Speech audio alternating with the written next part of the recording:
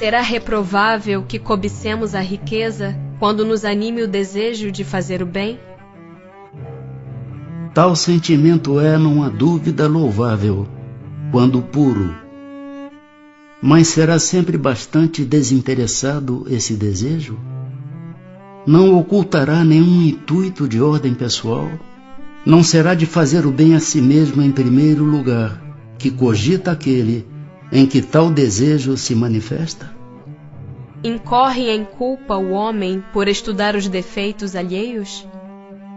Incorrerá em grande culpa se o fizer para os criticar e divulgar, porque será faltar com a caridade.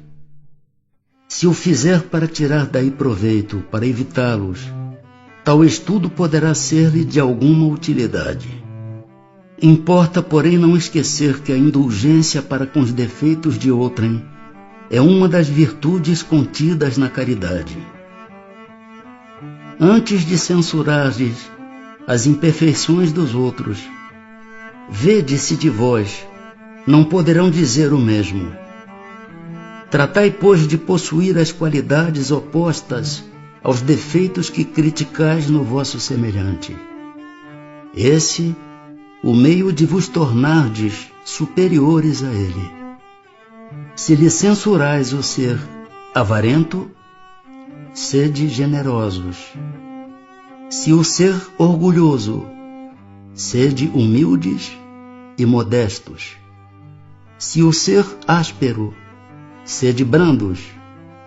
Se o proceder com pequenez, sede grandes em todas as vossas ações.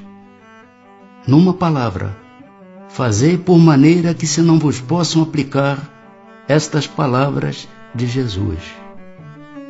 Vê o argueiro no olho do seu vizinho e não vê a trave no seu próprio. Incorrerá em culpa aquele que sonda as chagas da sociedade e as expõe em público? Depende do sentimento que o mova. Se o escritor apenas visa produzir escândalo, não faz mais do que proporcionar a si mesmo um gozo pessoal, apresentando quadros que constituem antes mau do que bom exemplo. O espírito aprecia isso, mas pode vir a ser punido por essa espécie de prazer que encontra em revelar o mal. Como em tal caso julgar da pureza das intenções e da sinceridade do escritor? Nem sempre há nisso utilidade. Se ele escrever boas coisas, aproveitai-as.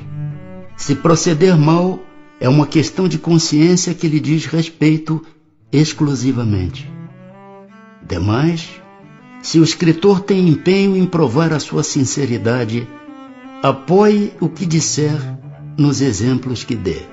Alguns autores hão publicado belíssimas obras de grande moral, que auxiliam o progresso da humanidade, das quais, porém, nenhum proveito tiraram eles. Será levado em conta, como espíritos, o bem a que suas obras hajam dado lugar? A moral sem as ações é o mesmo que a semente sem o trabalho. De que vos serve a semente, se não a fazeis dar frutos que vos alimentem? Grave é a culpa desses homens, porque dispunham de inteligência para compreender. Não praticando as máximas que ofereciam aos outros, renunciaram a colher-lhes os frutos. Será passível de censura o homem por ter consciência do bem que faz e por confessá-lo a si mesmo? Pois que pode ter consciência do mal que pratica, do bem igualmente deve tê-la, a fim de saber se andou bem ou mal.